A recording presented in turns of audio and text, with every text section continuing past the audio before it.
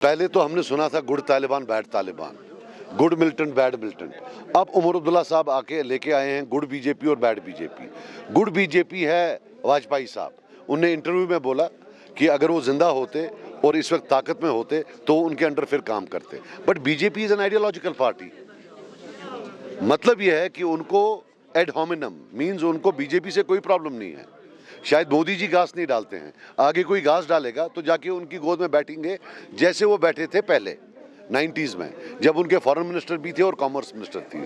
Reality है, yes of course, उन्होंने नागपुर से शुरू किया है अपना दौर, अपना सफ़र, और आजकल जो भी उनके खिलाफ है वो सब बीजेपी वाले हैं, जो भी उनके खिलाफ हैं वो एजेंसी वाले हैं। This nonsense has to end, he has to behave and stop humiliating. जब वो बोलता है ये सब बीजेपी वाले हैं, इसका क्या मतलब जो लोग हमारे साथ हैं वो बीजेपी वाले हैं, वो एजेंसी वाले हैं। He can not humiliate people. बार बार उसको आदत हो गई है हर एक को ह्यूमिलेट करना। नीम कश्मीरी आदमी, टूरिस्ट आदमी, ना इसको यहाँ की तहजीब की पता है, ना जबान पता है, बातें बड़ी बड़ी कर रहा है। डेवलपमेंट और डिग्निटी की जब आप बात करते हैं तो वो डेवलपमेंट तो चारों समझ में भी आ जाता है, लेकिन जब आप डिग्निटी की बात करते हैं पर्टिकुलरली, वो किस तरह की डिग्निटी पर्टिकुलर कश्मीर को लेकर? We want to be equal Indians. We cannot be unequal Indians. जो कानून आपने पूरे हिंदुस्तान के बच्चों के लिए रखे हैं वही इस कश्मीर में भी होने चाहिए।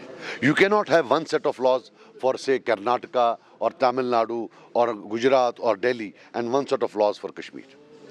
ये जो पुलिस वेरिफिकेशन का सिस्टम है, let the people of India know in the entire country, बंदे को it is the individual who is investigated that should we give him a positive or a negative police certificate। यहाँ पूरे खानदान को करते हैं कि पूरी फैमिली में, एक्सटेंडेड फैमिली में एक बंदा भी इन्वॉल्व हो, सबके सबको बोलते हैं इसको एडवर्स मींस उनको पासपोर्ट नहीं मिलेगा, उनको गवर्नमेंट जॉब नहीं मिलेगी, उनको बैंक लोन नहीं, शायद बैंक लोन का नहीं मालूम है, शायद वो भी है, और वो कोई गवर्नमेंट प्रोजेक्ट्स नहीं कर सकते हैं, तो फिर जाएंगे कहाँ?